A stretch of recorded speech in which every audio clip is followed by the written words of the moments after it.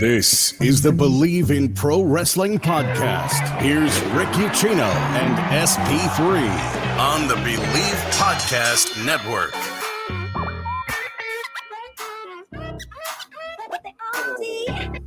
Oh, yes. Welcome in, ladies and gentlemen. Good Thursday morning to you. It is the Bleav in Pro Wrestling podcast, and we wake up this fine Thursday with much of the country under ice and snow in a world where there's still sirens and everything going off in New York City outside of SP3's house. But we also live in a world where CM Punk has suffered his first loss in AEW, technically two of them in one match that went 40 minutes last night, and he lost in Chicago. That's like Karl Malone going in and beating Jordan. Whew. How about that finish, too? We'll get to that. We will get to that. Dan Lambert and Brandi Rhodes squared off again last night. Why, God, why? And boy, did this Moxley and Bryan Danielson storyline take a turn that I did not see coming. Daniel Bryan, we thought, scouting Jon Moxley as an opponent. I Bleav it would be the first time they would have met one-on-one if they do square off since 2014, maybe? I think it was a live house show. 2013. I Bleav it was a live house show for the United States Championship. They actually had Dean Ambrose defend that title, just not on television. So we will talk about that because maybe they aren't going to be fighting. And yes, we will also be talking some WWE. Shane McMahon making big headlines on Wednesday. This story, just a lot of different branches, a lot of different avenues, could mean a lot of different things. But bottom line, from what we know, again, varying reports. It was Ringside News who had it first. Wrestling Observer confirmed, Fightful confirmed, and when Fightful confirms, that's good enough for me. Shane McMahon no longer with WWE, quietly let go. But before we get into that, Sid, you know my Cincinnati Bengals are playing in the Super Bowl in about what are we? It's a little over 10 days away now. The Cincinnati Bengals will be in the Super Bowl, which means there's only one football game left. But have no fear for you online gamblers. Bet Online is here. There may be less football being played, but Bet Online has way more stuff to bet on this playoff season, from scores, totals, player performance props to where the next fired coach could possibly land. Bet Online is the number one spot for all things NFL betting in 2022. And with the new year comes a new updated desktop and mobile website. Sign up today, receive your 50% welcome bonus on your first deposit. Just use our promo code Bleav to get started. That is BLEAV.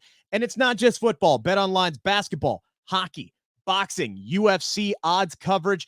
It's the best in the business, from sports right down to your favorite Vegas casino games. BetOnline, your number one online wagering destination, is the fastest and easiest way to wager on all your favorite sports and play your favorite games. Bet Online, where the game starts. And we are going to start today, SP3, with our lead story.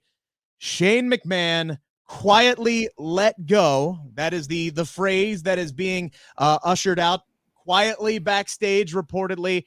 Let go, future endeavored, release, whatever it is. He ain't collecting a paycheck from WWE anymore after some reported chaos at the Royal Rumble. His name was not reportedly on the producer call sheet, but he was heavily involved in that men's Royal Rumble, which is something we discussed this week, was just an absolute train wreck. Reported a lot of different changes that were being made throughout the day, even though they had Brock Lesnar penciled in as the winner. Shane McMahon, again, this is all reportedly, got a little upset that a lot of his ideas, SP3, were being shot down by Vince. The old man and son not seeing eye to eye. And that's not a work, that's a shoot. Not seeing eye to eye on a lot of things. Reports were that Shane McMahon was very preoccupied with his own positioning in the match, possibly trying to set some stuff up for himself down the line. We know he wanted to work with Austin Theory. That match not going to happen now with Shane McMahon now gone. there's a lot of different ways to look at this, but when you've read all the different reports, you hear Shane McMahon causing issues with producers, throwing producers under the bus, having issues with talent. I mean, it's hard to break everything down. We could spend an hour on this alone, on this, half-hour podcast that we do every day. Your overall thoughts on all these reports and what it means, what you think really went down. I'm of two thoughts. I just think that backstage at the Royal Rumble, the planning for the men's Royal Rumble was an absolute mess. It was it was a cluster to say the least. And they didn't have I think they had the idea of Brock Lesnar winning, but they didn't have anything interesting throughout the rest of the match to make it an entertaining bout. And the poor reception from the fans, whether online, whether in attendance at the event, has led to them having to find a scapegoat to blame these problems on. And so I'm of two thoughts, where I believe that, probably Shane McMahon was the number one person who was causing problems, but I don't believe he was the only one. I don't think that you can have this chaotic feel just off one person pitching ideas for themselves. And I've heard about 3 different ideas. We heard the idea of Austin Theory. We heard the idea of Seth Rollins for the WWE Championship. We heard the idea of Bobby Lashley, all within this week. Like, I've never seen such like a twist and turns for anyone, let alone the son of Vince McMahon. But Shane McMahon and Vince McMahon, they have always had a tumultuous relationship and have for some years. It was over a decade ago that Shane McMahon left the company, and it took him 7 years to come back, but he did come back. So we've seen him leave, we've seen him come back. I don't think that this is a sign that Shane McMahon is going to go elsewhere, whether that's, the people that want to say Shane McMahon to AEW confirmed, or Impact, he's going to buy Impact Wrestling. I don't think any of that. I saw people saying he and Hunter should start their own company. Of course. But what I think that the WrestleVotes tweet is alluding to is that this is going to have further ramifications down the line, is that this is a very touchy atmosphere in the backstage area, and especially when it comes to the family. The family has always been tight knit. Like, when Shane McMahon left the first time, it was really because he wanted to go out on his own and try his own ventures, and he was able to do that, start his own businesses. This is a completely different situation where he's leaving off of like a chaotic, like an argument. There's been a dispute. Your dad told you to go home. He doesn't need you here anymore, despite having all these plans, all these creative meetings for your plans for WrestleMania. Now he just tells you to go home. Then you got the whole situation with Triple H after his cardiac event. You totally transform what he created in NXT. Now you're not happy with what you created there. You've got his best friend in charge over there, Shawn Michaels. But now we hear plans that there's no future plans for Triple H to be involved in NXT creative or the main roster creative. We haven't heard anything from Stephanie in the last couple of months. This is just a totally like everybody is which way. This is a soap opera waiting to happen, ladies and gentlemen. And this is just the latest episode, and a big time episode, because Shane McMahon getting let go is a big deal. Don't let anybody tell you otherwise. And I think that's what they mean, because it's going to have further ramifications, because this is an ongoing thing where the McMahon family seems to be splintering off.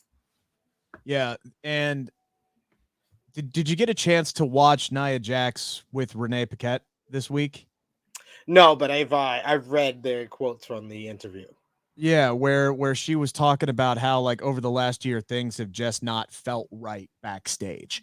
And it had a lot to do with the corporate restructuring, and there's just been this uneasy feel throughout the backstage. And I thought that was one of the most interesting things about it. And she said she felt honestly relieved. She was burnout, which is why she took time off, and then she requested more time off and ended up the next day getting released. And she said the first thing she felt was relief. Like, I don't have to deal with this anymore. And Renee said that, look, this is something I've heard from a lot of the people who have been let go. So obviously there's something that has been circulating backstage that is causing this chaos, this unorganized mess that is WWE. And I think that's my biggest takeaway from this is you know, you can focus on Shane McMahon. And yeah, I think you're right. There's a little bit of scapegoat going on here where he's the guy, he's the fall guy.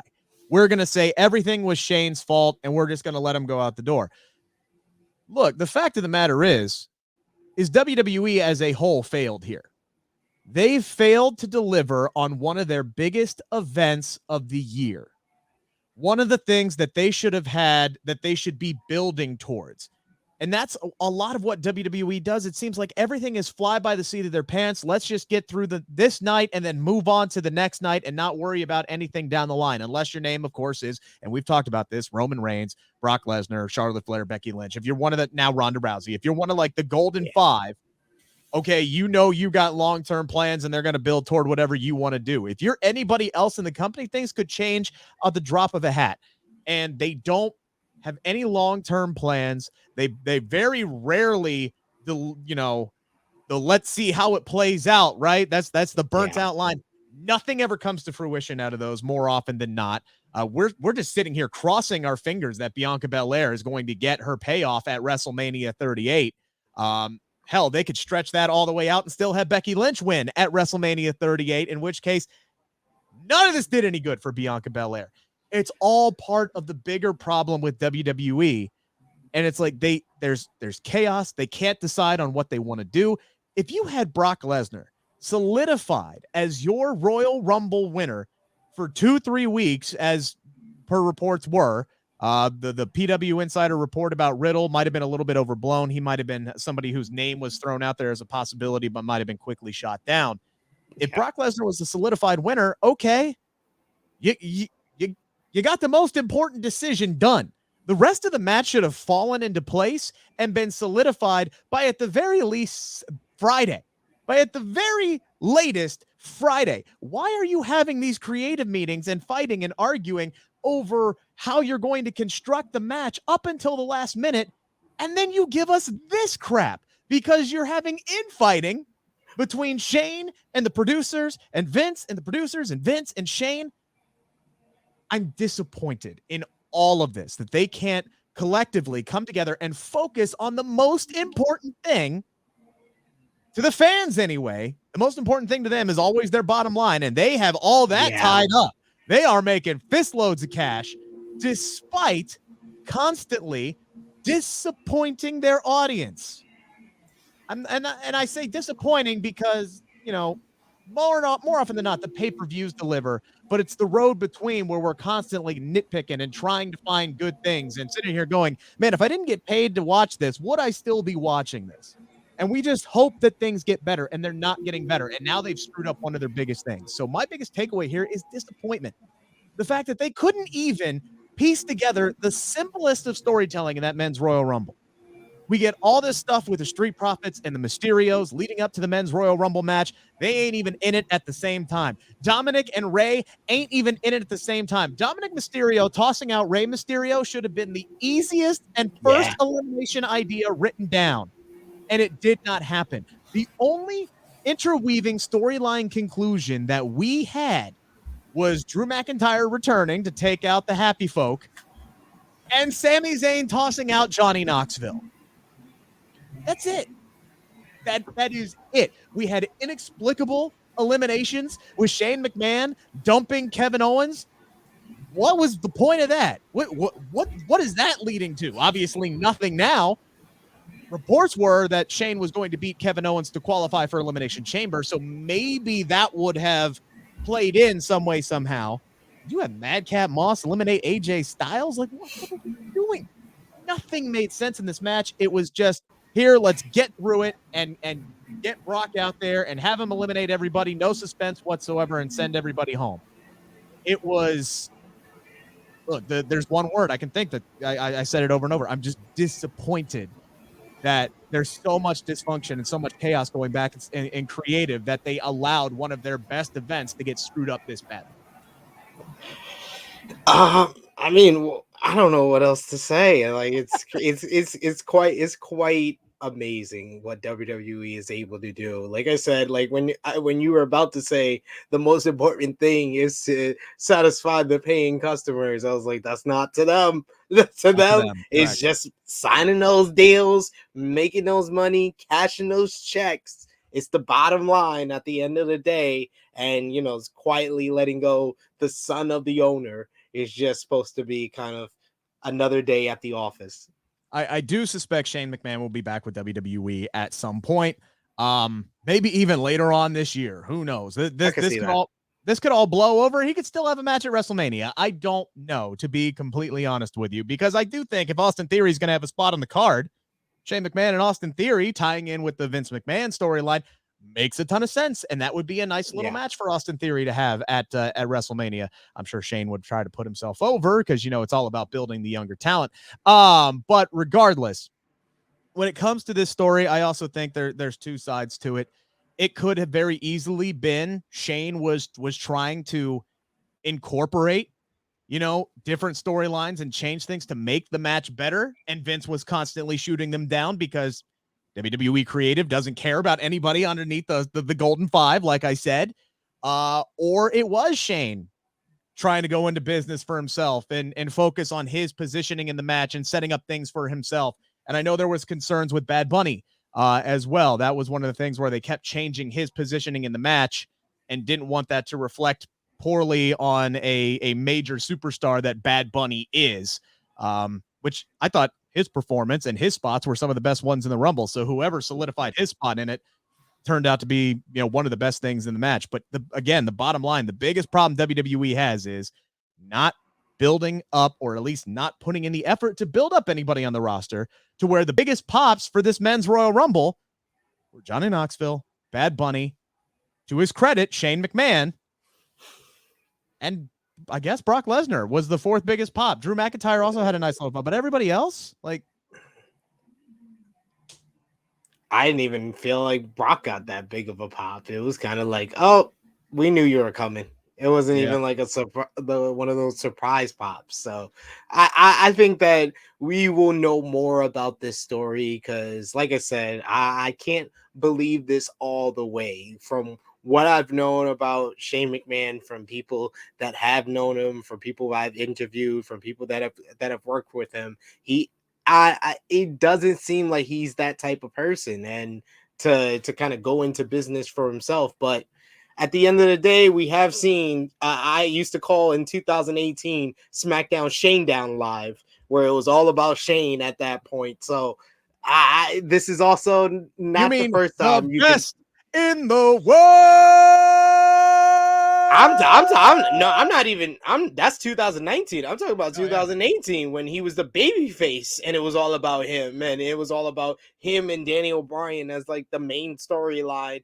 The GM and commissioner, like, I was over it before even the best in the world whole thing. So it did seem then like it was all about the ego of Shane McMahon. So maybe this is something in line with that. So I wouldn't be surprised. Either way, I think this is a story that we're going to be talking about further as more details comes out. Oh yeah, there's definitely some legs to this story, and I'm sure more will come out, and we will discuss it here on the Bleav in Pro Wrestling podcast. Let's move on, shall we? It's time to answer the 5 count on the Bleav Podcast Network.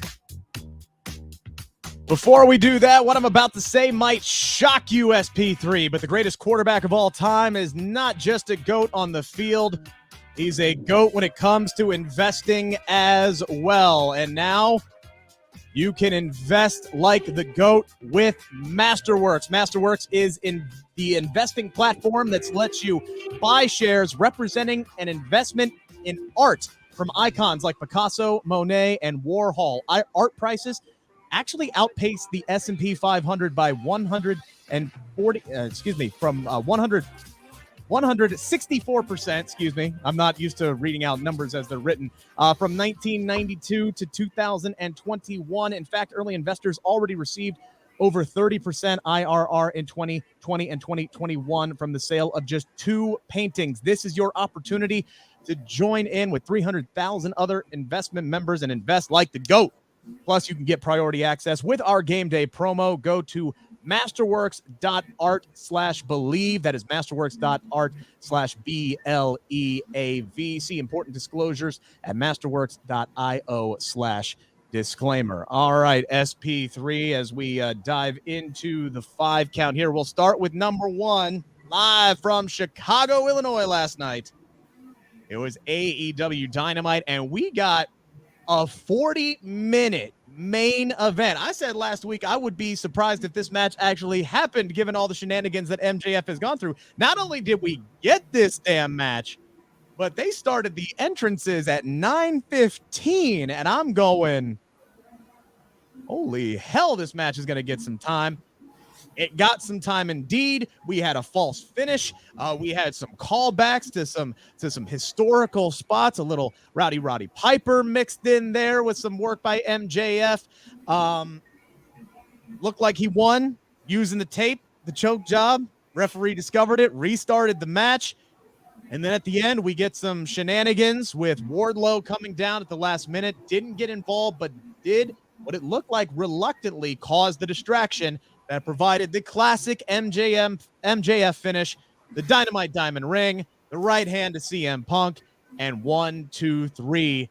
Punk loses in his hometown of Chicago to a shocked crowd in the Windy City who braved a blizzard to go out and see their hometown boy shut MJF up, and it did not happen. So number 1 on the 5 count was MJF the right call to deliver Punk's first loss in AEW, and what did we think about that finish? I loved everything about this matchup. This was a classic main event. Like, this was just old school, like, psychology, old school feel to it. MJF was just a perfect heel when it came to kind of just how he dictated this matchup, working over the arm, going after the leg when CM Punk got down on the leg. His selling of the neck after that poison Rana was crazy, and that poison Rana had my jaw on the floor because CM Punk landed on his head as well on that poison Rana. And then that finish, you missed out the best part of that finish, which they didn't show when it was actually happening live. They showed on the replay from the extra camera angle, was that Wardlow handed MJF the ring. When he went face to face with CM Punk, he did the behind the back, dropped the ring to MJF, and that's how he got the ring. That was perfect. Like, you thought he was conflicted. You were trying to figure out, is he going to side with MJF? Is he going to cost MJF? And no, he did his job. He got MJF to win without physically having to get involved. So that was perfect. This was a career-defining win for MJF. Some villains need those. Like, MJF has had a couple of them. His win over, Cody at Revolution 2020 was huge. His wins over Chris Jericho was huge for his career. But to beat CM Punk in Chicago, when CM Punk has had this long winning streak in Chicago, he is the hometown hero. Everyone, is thinking going into this match, it's either not going to happen or CM Punk's going to win. All those finishes, this was the perfect one. MJF continue on his way, where I think now at Revolution, you kind of got to go to MJF versus Hangman Page. Like, that's how career defining. This solidified MJF as a top star in this industry and the best villain in professional wrestling today. Oh, he hands down. He's the top heel in wrestling today. I don't think there's anybody who beats him, and I don't know if there's anybody that's going to come along and knock him off anytime soon. The guy is just a master at what he does, and he does not care how he wins. He just wants to win, period, end of story. And I think my only complaint is, like, we've seen him win this same way a half dozen times already, and most of his big wins come with that Dynamite Diamond Ring, but it fits to his character. And I think initially when the 3 count happened, when the Wardlow interference happened, I was disappointed because I felt like that match deserved a clean finish. But I do disagree with you here.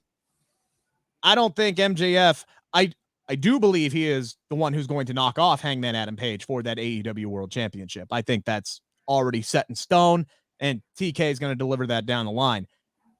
I don't think CM Punk has taken this loss lying down. I don't think these two are done. I think we're going to get CM Punk MJF 2 and maybe even CM Punk MJF 3 at Revolution. There's about a month or so to go before that pay-per-view. Obviously, we know Hangman Adam Page will be defending the championship next week against Lance Archer in a Texas death match that everybody and their brother expects Hangman Adam Page to retain the title in. So he'll need an opponent for Revolution. So maybe it's MJF, but I still think there's a lot of meat here still on the bone to continue this story just a little bit longer. You can get another opponent in there for Hangman Adam Page for Revolution. But yeah, I do think by the summer, MJF is gonna take that title from him. I've said before, I thought it would happen at Double or Nothing. MJF and Hangman Page, they have history there. The first Double or Nothing, they were the final two in the Casino Battle Royale. They were the first two that had like interaction with the AEW World Championship. So to kind of go full circle 3 years later, they're the main event. It would make sense. So, but like this win was just huge for him, where you can kind of pause the feud for now and come back to it later on. I would love for them to have, you know, a rematch at Revolution. I would totally be down for that. And they've kind of already positioned Adam Cole with his matchup on Rampage against Evil Uno. That kind of seems like it's going to be the setup for him going after Hangman Page for the AEW World title. So you can go there. I would love for them to have a rematch at Revolution, and then finally, I think their third match, their trilogy, will end at All Out back in Chicago. This time for the AEW World title. I do also disagree with you. I still think that that Wardlow was conflicted. Like, I know he wanted to. You think maybe he wanted to look conflicted just so he could pull off the ruse and get the ring over to him. I think he was actually. I think he was getting in CM Punk's face so he could slide the ring, but I still think they're doing that slow burn with Wardlow here, where he did not want to come down and get involved and do that. And I thought he sold that perfectly. And again, it's just continuing that burn. So maybe for a few weeks we get Punk going after Wardlow for costing him that match, and that could open up MJF to slide into that role. But either way, yes, this is a big career-defining win for MJF. I do agree it was the right call. CM Punk, his first loss in AEW, it wasn't something that you needed to really kind of drag out much further. I think Chicago was the perfect place to do that. And by the way, who would have thought in the same week we would get Angelo Dawkins, the hometown hero from Cincinnati, Ohio, winning a one-on-one contest for WWE in his hometown. And in AEW, the place that makes hometown heroes the stars of their shows, celebrates their returns, we have CM Punk lose in Chicago. Who would have thought that would have happened? I mean, because one company does this all the time with the hometown heroes winning, this one we will remember but Angelo Dawkins beating Dolph Ziggler in a 3-minute match on Monday Night Raw in Cincinnati. No one will remember by next Monday night. I'll remember, damn it. No, you won't. I'll remember. No, you won't. Probably not. I'm just gonna ask you on next Monday. I'm gonna be like, you remember what you're supposed to remember, Rick? And you gonna be like, no, I don't remember. After the 2 week, I actually got to see my wife and son today. For those who don't know, I've been in the hospital for 2 weeks now. So my life has just been an absolute whirlwind. My wife asked me what day it was, and I got the answer wrong 3 times. That's where I am mentally right now. So hopefully within the next week or so, I'll be back on my A game and really bringing it to SP3. I almost called you MJF again. I've done that before on this show. I get confused by 3 letters and whatnot. So again, that's where my brain is right now. I was very, very excited about the I guess we'll call it a face-off between one Jon Moxley and Bryan Danielson this evening after Moxley defeated Wheeler Yuta in the opening contest tonight. That was supposed to be the Brian Kendrick in that matchup, but he had the quickest exit from AEW history today after some old comments and footage and things of that popped up ahead of his match tonight. Tony Khan quickly taking him out because of those comments.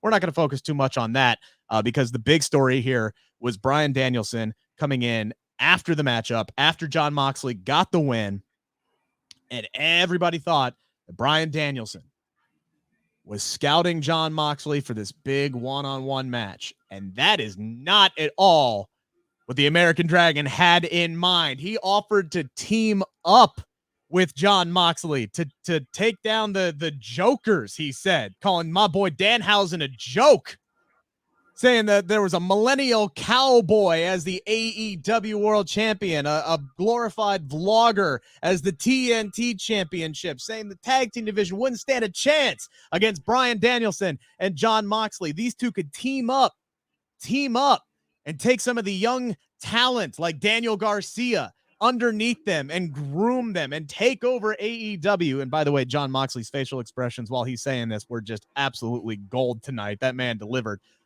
Didn't even say anything during this exchange, and he absolutely delivered with his reactions.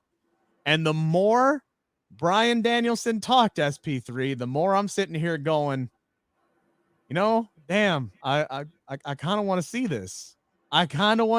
So number 2 of the 5 count. Would you rather see Mox and Danielson fight, or would you rather see them team up and take over AEW?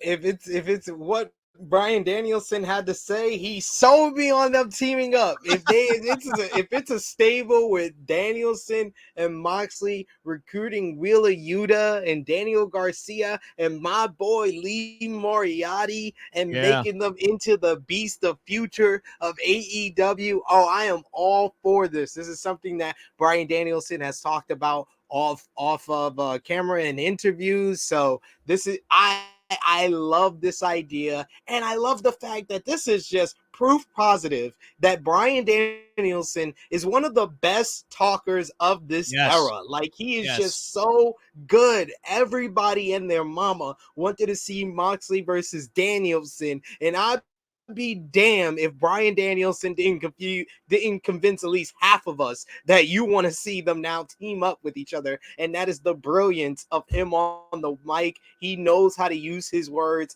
and dictate how the crowd feels in such a magical way. And it's crazy to think that this was a guy that a couple of years ago people used to say Bryan can't cut a promo. Get the hell out of here. Bryan Danielson was the victim of bad writing, as were so many other people, and still are so many people inside of WWE. And now he's free to fly. The Dragon is free to fly. And yeah, his promo is fantastic. And here's my answer to the question: why not both? I say, why can't we do this team up for the next year, 18 months, whatever it is? Give me a spot, right? Give me a spot in time where Jon Moxley is the first ever 2-time AEW World Champion. Bryan Danielson is the TNT champion. And Lee Moriarty and Daniel Garcia are the tag team champions. All right, let's give them all the damn gold. Call them the Real Wrestlers if you want. I don't care. It's a terrible name. I just threw it off the top of my head. But that's what I love the most about this is Bryan Danielson's. He called Danhausen a joke, right? And he called some of these other guys jokers, right? Because he's all about being really good at professional wrestling and loving professional wrestling. And if you've listened to Bryan Danielson talk about professional wrestling, slip of the tongue, sorry, SP3. If you listen to him talk about professional wrestling and his love for it and the art that it is, and you listen to Jon Moxley talk about professional wrestling and his love for it and the art of it, they sound very, very similar. These guys think a lot alike when it comes to the world of professional wrestling. And the more I think about it, the more this makes sense to just conform this super faction, bring up these young guys, elevate these younger guys by just being associated with Jon Moxley and Bryan Danielson, elevates them up to the next level, push them as well, and just own AEW for a year to 18 months. And then when it implodes, then we can get that Mox and Bryan Danielson matchup. People don't got patience for that. 18 months. Nah, G. They waited 2 years for Hangman Adam Page to become AEW World Champion. Yeah, of course, because AEW told a great story there, and I'm sure they will tell a great story either way. But like I said, I'm down for them teaming up, especially if it's bringing up guys that I feel deserve more of a spotlight, like Lee Moriarty, Daniel Garcia, and Willie Yuta, who had a very solid matchup with Moxley in this match. And goddamn, John Moxley, you are in impressive shape right now. Yeah. He's just in Shield shape form. He's more than that, man. Like, somehow he's Shield skinny, but like still jacked. Like, he was a scrawny thing back when he was in the Shield, man. Like, that vest was like doubled his size when he would wear that down in the ring. Somehow he's got the Dean Ambrose waist and the John Moxley chest, and it's just, yeah, he looks good. He looks great, and the work that he's doing in the ring has been fantastic. It's amazing what just getting healthy can do for somebody, you know, and kudos to him. I hope he keeps with it. Whatever they do, and this is a win-win situation. Whether Mox and Danielson fight or they team up, we win. Can't say the same thing for something else we saw on the show. Wasn't really a matchup, more of a battle of words, I guess. We had Dan Lambert and Brandi Rhodes squaring off, Brandi Rhodes, not Brandi Rose, Mandy Rose, Brandi Rhodes, whoever her name is. They squared off against the mic again. After the first time, they decided, yeah, we want to do that again. We'll give it another shot. This was actually a very Dan Lambert heavy show. SP3, why'd they do this again? I don't know who told them this was going to be a brilliant idea, especially in Chicago, man. Like, I saw Brandi in the ring and I was like, oh man, this is not going to be good, because Brandi comes off like a heel, like she just does, and that's where she's most effective. If she tries to be a baby face, it just doesn't come off. And then Dan Lambert, the fact that you can get Dan Lambert cheered should tell you something, that this is not a good baby face. And she was kind of rattled by the vocal and loud shut the F up chants that she got. This was a complete and utter train wreck. I was over this whole entire segment before Paige Van Zandt came out, and I was like, all right, if this is for Paige Van Zandt, this is fine. Paige Van Zandt versus Brandi Rhodes. You got two names. Brandi Rhodes is on reality TV. Paige Van Zandt is this influencer online, as well as being an MMA fighter. So this will work as far as getting mainstream pub, but Dan Lambert talking down to a woman is just so cringe, and the fact that he was the babyface in Chicago made it even more cringe and made me not want to look at the screen for a lot of this. I think when the crowd was yelling at Brandi to shut the F up, I think they were actually louder then than they were cheering for CM Punk. Like, it was so deafening when they were telling her to shut the F up. And here's the sad thing about this is there were actually some really good one-liners in it. Yeah. It just wasn't enough to save it. Brandi's line to Ethan Page about saying, we only got you here to get to Josh Alexander, that was really, really good.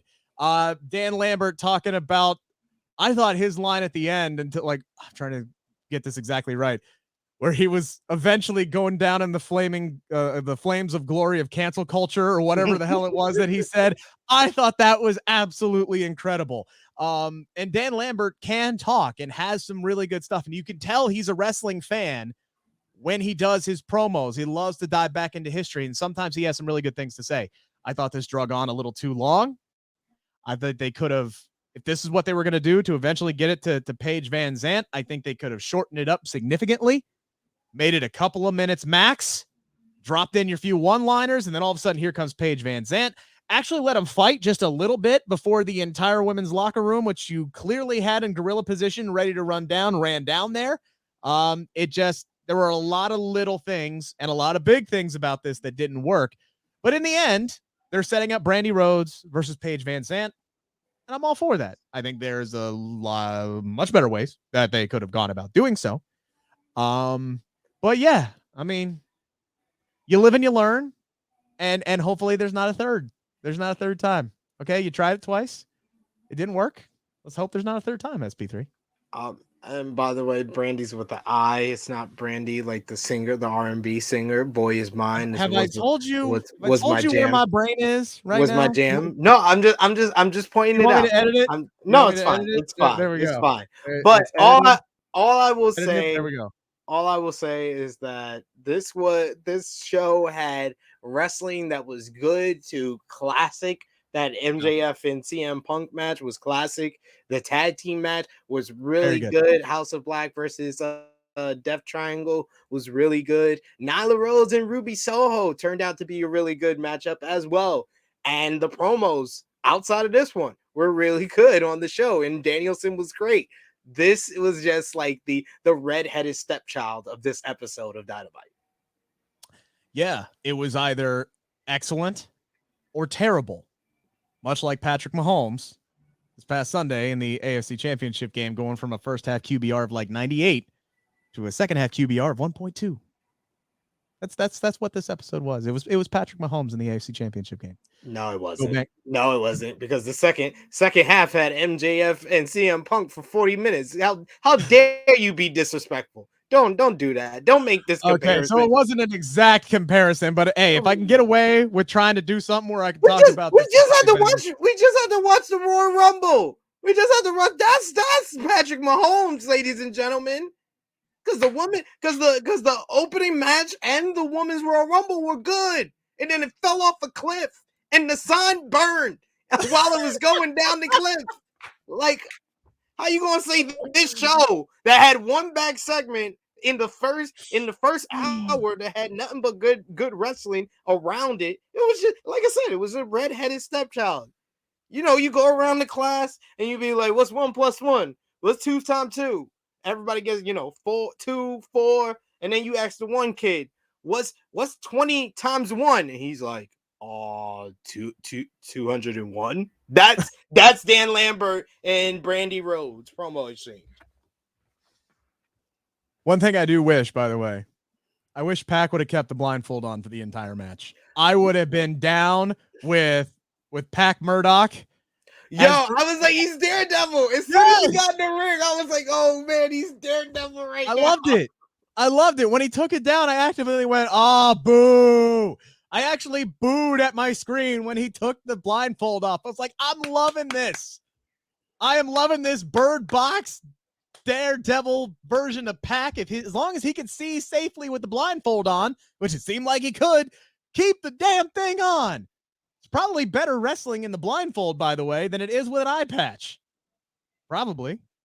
Maybe. As long as you can see through the blindfold, at least you got both eyes. Your depth perception's there. It's like I said, as long as you can do it safely, I would have been totally down with Pac Murdoch. I would have been. You could have changed his name to Pac Murdoch. It would have been great. But they gave us a little taste of it, and that's really all I can. I'm ready for Pac versus Malachi Black after that tag match. Their exchanges were fantastic, and I hope they give us that at Revolution. So SP3, I want to ask you something real quick before we move on to number 4. Have you ever been like shopping online, right? Like you're going to, I don't know, let's pretend like you play golf, right? And you're looking for a new driver, and you go to Dick's Sporting Goods and you're doing your Google search for a new driver, and you find one, you buy it, and everything's great. And then all of a sudden you go to Facebook, right? And what do you see? You see like 10 ads for golf clubs.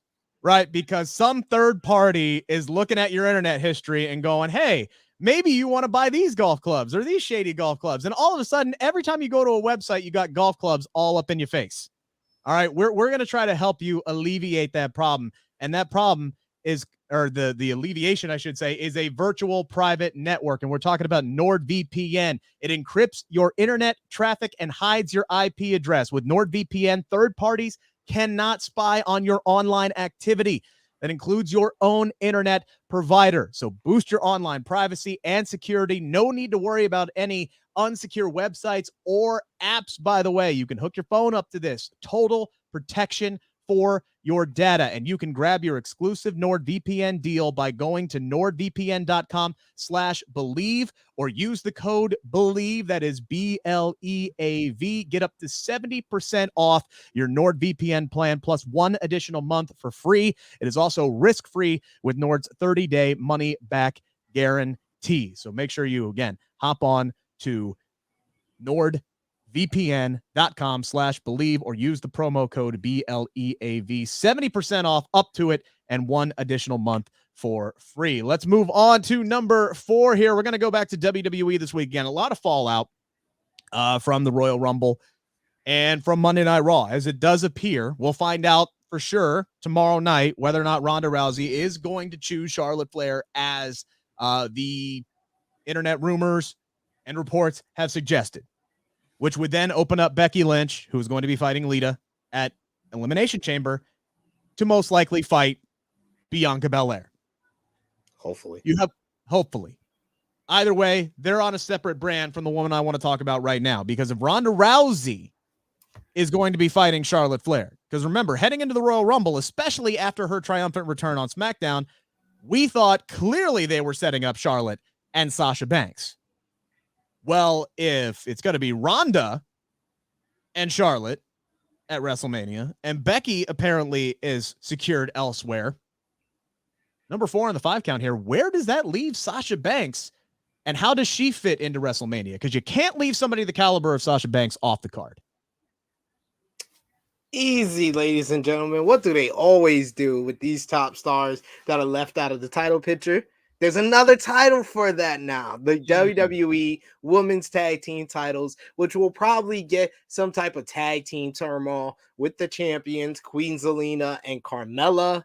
You can throw in the Bella twins making a WrestleMania appearance. You could give Sarah Logan a call and give us the reunited Riot Squad, and then a 4th team of Sasha Banks and the returning Bayley, the golden role models in that matchup, and they go full circle 3 years later after they lost their first women's tag team titles. They win those titles back for the 3rd time and become the most decorated women's tag team in WWE history.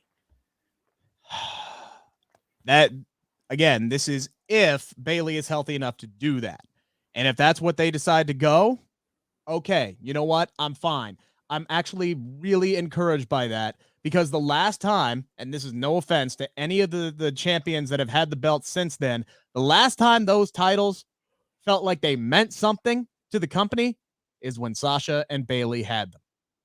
Yep. So that could really, really boost the tag team division. Although there is part of me that is thinking, well, if Ronda Rousey wins the SmackDown Women's Championship, boy, it would be nice to have Sasha in as a singles competitor to run that matchup back, because Sasha and Ronda was arguably Ronda's best match in WWE to this point. That match slapped, and I would hope that might be something they could go after. So I agree with you. I would be fine with that, and that would give me faith with the women's tag team division that they have plans to move those titles forward. And I also agree with you on one other thing.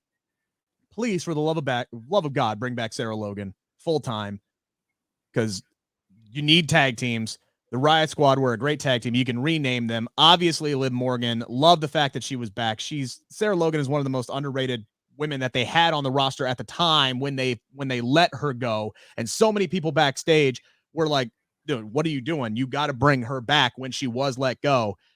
If she does want to return, obviously, she's a new mom. Who knows if she wants to go back on the road full time? Her husband's with the company though, so there's still an avenue there. Problem is, he's a SmackDown superstar, so you'd have to, finagle some things. But I would hope that they could bring back an actual tag team partner for Liv Morgan, and bring Cameron back as well. By the way, bring her back full time. Get the Funkadactyls, but rename them for the love of God. You can incorporate Cameron into the Sonya Deville storyline, and I'd work them in there. I would do a fatal 4-way at WrestleMania. I would do Queen Zelina and Carmella. They don't have a team name, do they? They're just Queen Zelina and Carmella at this point. Yeah. I would do Queen Zelina and Carmella. I would do the Funkadactyls. I would do the Riot Squad and the Bellas. That would be my 4-team turmoil. As far as Sasha Banks is concerned, she wants to do this one more run, right? She wants to do this one more dream run, right?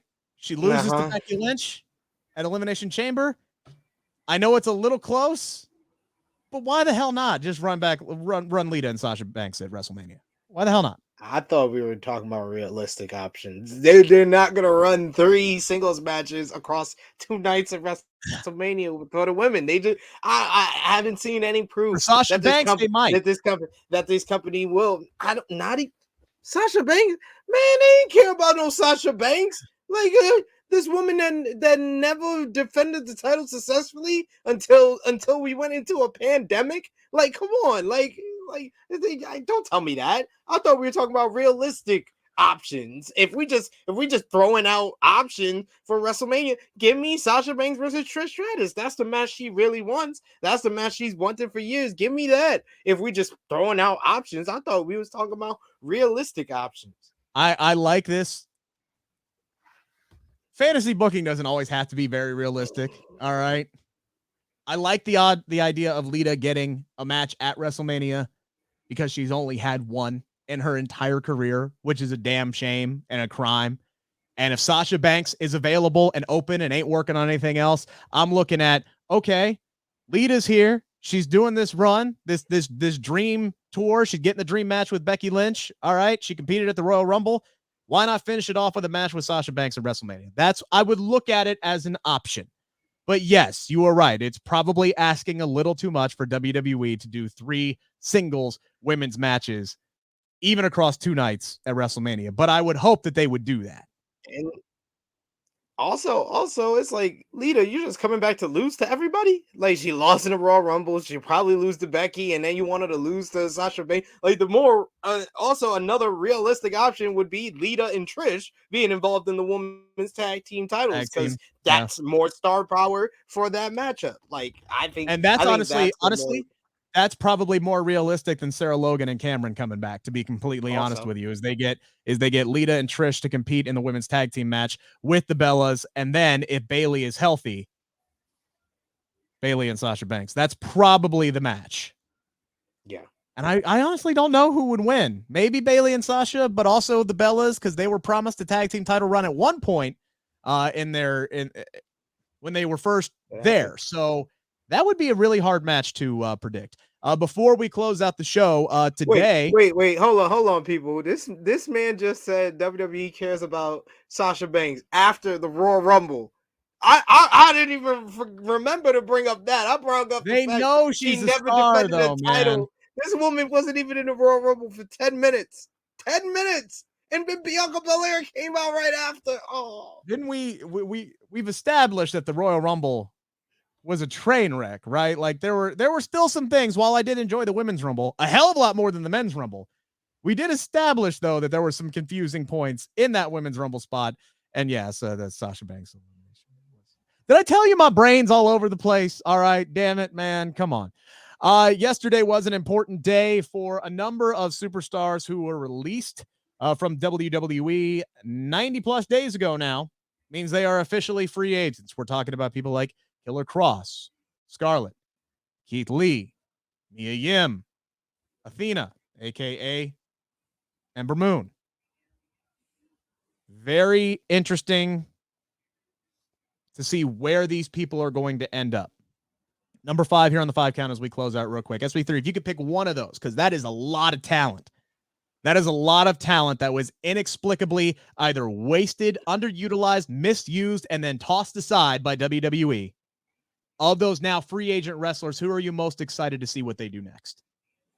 The 2 that springs to mind, or 3 that springs to mind for me, is Keith Lee, of course, because he's just amazing, and he's just a top-notch performer that was just underutilized when he got called up to the main roster. And I want to see him. Bearcat?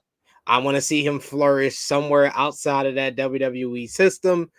Athena, aka Ember Moon, because I thought the only issue that she ever had was when she was in NXT or on the main roster trying to play this Ember Moon character. I think that she's one of the best female in-ring workers in the world today. I just thought she wasn't Yes. working. That character didn't work with her. So I'd rather her be Athena, be herself, go out there and tear it up.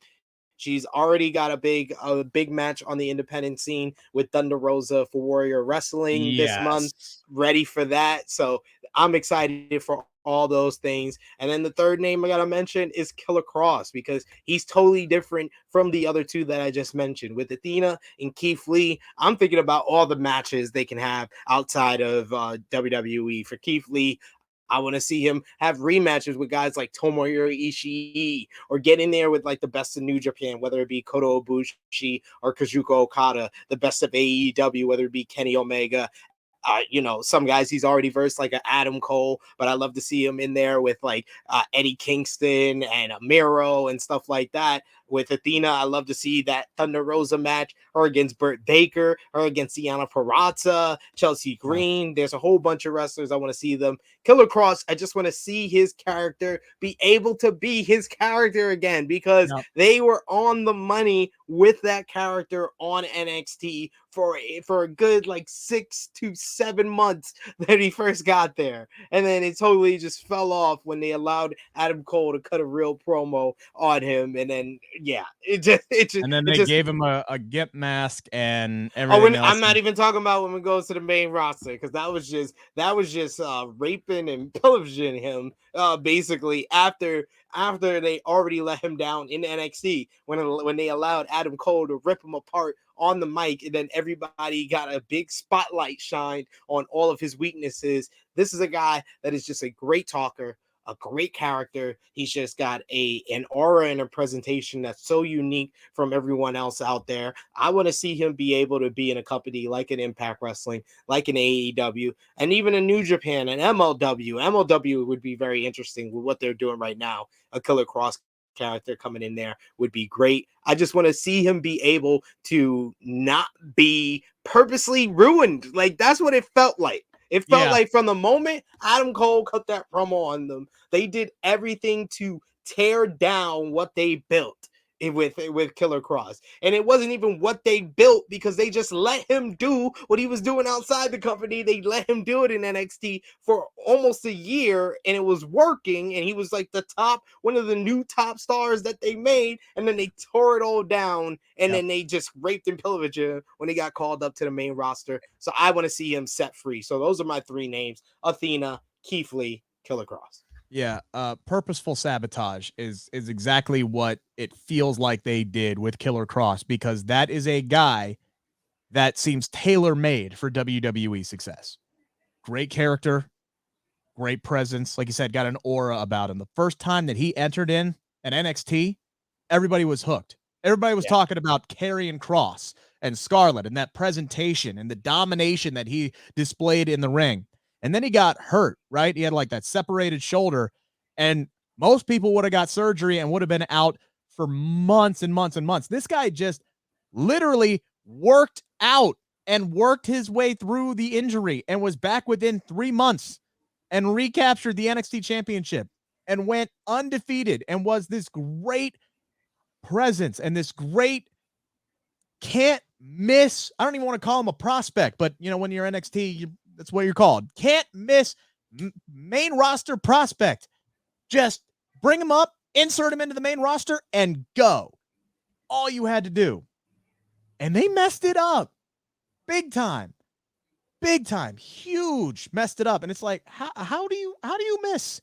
How do you swing and miss? It had to have been done on purpose.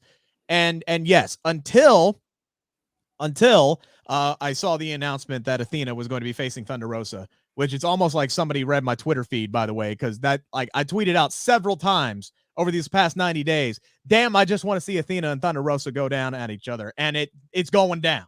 They're actually doing it. Her first match back is against Thunder Rosa, and thank the wrestling gods for it. Can't wait to see that. That's going to be available on Fight TV, and I will definitely be watching that matchup. So that's what she's doing next. I would love to see her in AEW, but I'm with you. I want to see Killer Cross have a platform, a major platform where he can just be this character. That vignette or that promo that he released out on his own Twitter, where he looked like Wolverine with the leather jacket, and he looks great with the hair, looks much better with the hair than the bald look. I mean, it was such a great presentation of him.